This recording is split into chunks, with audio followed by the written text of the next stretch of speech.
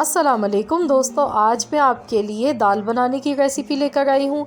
तो आज जो मैं दाल बना रही हूँ वो मैंने माश की दाल और मसूर की दाल, इन दोनों दालों को मिलाकर मैंने बनाया है। और इन दोनों दालों का जो कॉम्बिनेशन होता है वो बहुत ही ज़बरदस्त आता है। इसका जायका बहुत ही लाजवाब होता है। आप ज़रूर इस दाल को ट्राई कीजिएगा।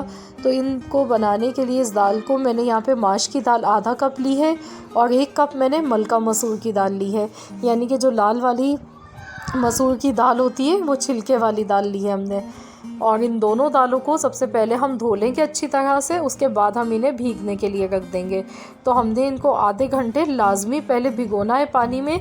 इससे ये होगा कि दाल का जो फ्लेवर होता है वो बहुत अच्छा आएगा, क्योंकि माश की दाल जो होती है वो काफ़ी ज़्यादा हार्ड होती है और देर से गलती है।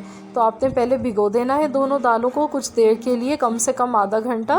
वैसे अगर ज़्यादा टाइम है तो आप 1 घंटे के लिए भी भीगने के लिए रख सकते हैं। उसके बाद हमने देखिए इनको गलने के लिए चढ़ा दिया है यहाँ पर, और मैंने इतना पानी डाला है कि दालें अच्छी तरह से इसमें गल जाएं।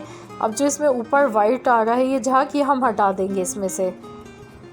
तो अब मैंने यहाँ पर एक छोटे साइज़ की प्याज ली है, लाल वाली मिर्च ली है साबुत, 2 मिर्चें ली हैं, इनको बीच से मैंने आधा काट दिया है, ये डाल दी है। साथ में मैं हल्दी पाउडर डाल गई हूँ आधा चम्मच कुटी हुई लाल मिर्च का पाउडर डाल गई हूँ। और नमक मैं इसमें अभी नहीं डालूँगी, शुरू में नमक डालने से दाल गलती नहीं है, बहुत ज़्यादा टाइम ले लेती है। तो बस इसे 1 घंटे के लिए कवर कर देते हैं, हल्की आंच पर इसको पकने देते हैं। तो यहाँ पर देखिए दाल को गलते हुए 1 घंटा हो चुका है, और ये देखिए दाल दिखने में कितनी ज़्यादा ये नरम और सॉफ्ट लग रही है। दाल हमारी माशाल्लाह से बहुत ज़बरदस्त गल चुकी है, क्योंकि हमने इसमें शुरू में नमक नहीं डाला था।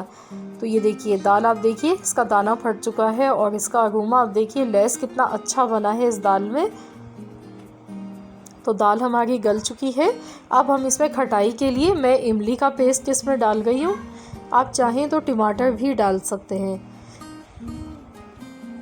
अब मैं इसमें नमक डाल गई हूँ और इसको मिक्स कर लेंगे।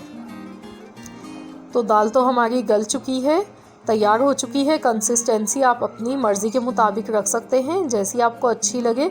मैंने नॉर्मल सी रखी है, ना बहुत ज़्यादा ये पतली दाल है और ना बहुत ज़्यादा गाढ़ी है। मैंने दाल चावल के हिसाब से रखी है, क्योंकि मैं इसके साथ चावल बनाऊंगी। तो अब मैं इसका भगार तैयार कर लेती हूँ।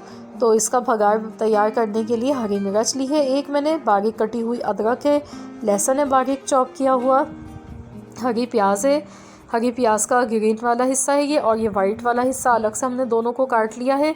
ज़ीरा लिया है मैंने आधा चम्मच, और 2 मैंने लाल वाली मिर्च ली है, 2 लौंग ली हैं हमने। तो अब ऑयल हमारा यहाँ पे गर्म हो चुका है। तो इसमें हम सबसे पहले लहसुन और अदरक डाल देंगे और प्याज डाल देंगे, और इनको हम पकाएंगे थोड़ी सी देर तक। बाकी चीज़ें हम थोड़ी देर बाद इसमें डालेंगे। तो अदरक इस दाल में ज़रूर डलता है, अदरक से फ्लेवर बहुत अच्छा आता है। तो यहाँ पर देखिए हल्का सा ये गोल्डन होने लगी है हमारी चीज़ें। तो अब मैं इसमें हरी मिर्च, हरी प्याज का जो ग्रीन वाला पार्ट है वो मैंने डाल दिया है, और लाल मिर्च डाल दी है, लौंग डाल दी है। तो अब हम इसको गोल्डन कलर आने तक अच्छा सा फ्राई करेंगे यहाँ पर।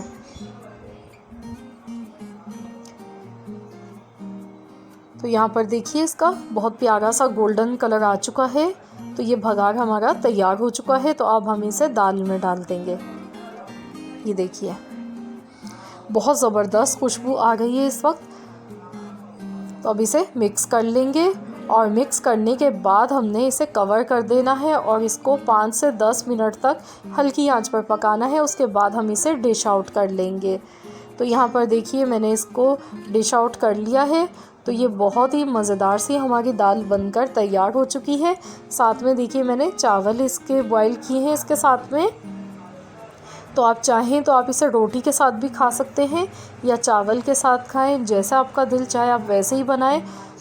बहुत ही मज़ेदार लगती है। तो ज़रूर इस रेसिपी को ट्राई कीजिएगा। मिलते हैं इंशाल्लाह ताला बहुत जल्द एक और न्यू रेसिपी के साथ। जब तक के लिए अल्लाह हाफ़िज़।